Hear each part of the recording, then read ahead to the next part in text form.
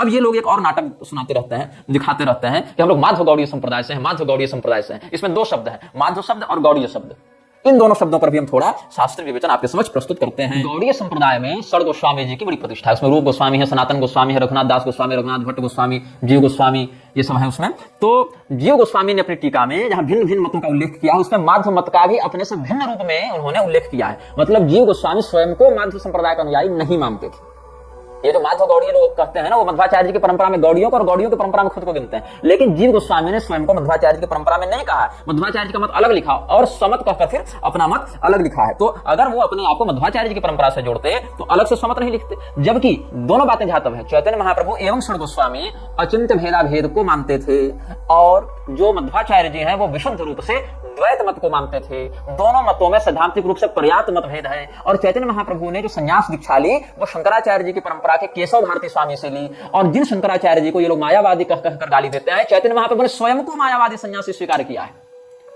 और गौड़ियों में चैतन्य चरितामृत को प्रामाणिक ग्रंथ के रूप में मानते हैं। यद्यपि चैतन्य चरितामृत का कालखंड चैतन्य महाप्रभु के काफी बाद का है, इसलिए उसमें बहुत से विषयों पर आचार्यों में विवाद मतभेद होता रहता है कि सही है कि गलत है। लेकिन कम से कम गौड़ीय मत में तो चैतन्य चरितामृत की पूर्ण मान्यता है।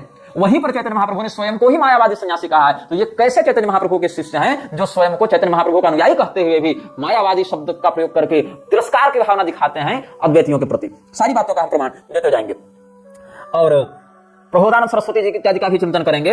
तो उनके मत में चैतन्य महाप्रभु जी मध्वाचार्य जी के अनुयायी नहीं थे, अपितु स्वसंप्रदाय प्रवर्तक के रूप में ही उनकी प्रतिष्ठा है। तो हुआ क्या था, एक बलदेव विद्याभूषण करके विद्वान हुए इनके यहाँ। उन्होंने बलदेव विद्याभूषण ने मध्वाचार्य जी के संप्रदाय में पहले दीक्षा ली थी। बाद में मध्वाचार्य जी के भाष्य के ही अलग जाकर उन्होंने अपना एक अलग भाष्य लिखा।